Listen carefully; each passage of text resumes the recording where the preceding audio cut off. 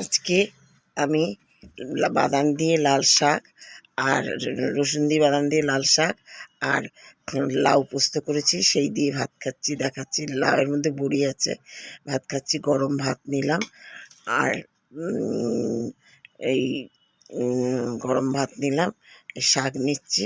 শাকের মধ্যে বাদাম আছে আর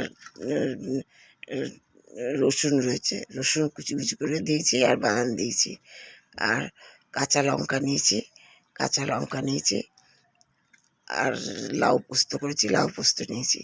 এই দিয়ে ভাত খাবো। দেখুন কেমন, এরকমভাবে করে দেখবেন কেমন লাগে। আমার তো লাউ পোস্ত খেতে খুবই ভালো লাগে, আর লাল শাকও খুবই ভালো লাগে।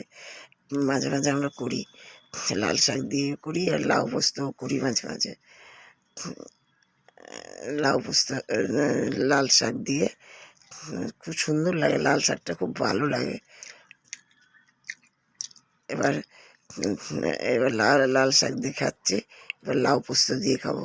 যদি এরকম করে দেখবেন, ভালো লাগলে লাইক করবেন, শেয়ার করবেন, সাবস্ক্রাইব করবেন। এবার লাউ পোস্ত খাচ্ছি। লাউ পোস্তর মধ্যে ডালের বড়ি দেওয়া রয়েছে আর পোস্ত দেওয়া রয়েছে, আর কিচ্ছু দেওয়া নাই। লাউ পোস্ত খাচ্ছি, সবই গরম তো ওই জন্য ধরতে পারা যাচ্ছে না। লাউ পোস্ত খাচ্ছি, লাউ পোস্ত দিয়ে লাউ পোস্ত খেতে খুব ভালো লাগে। লাউ দিয়ে যা করবেন তাই ভালো লাগে, তবে পোস্তটা খুবই ভালো লাগে, ওই জন্য পোস্ত দিয়ে করেছি। এবার এরকম করে রান্না করে দেখবেন কেমন লাগলে আপনারাও তৈরি করে খাবেন।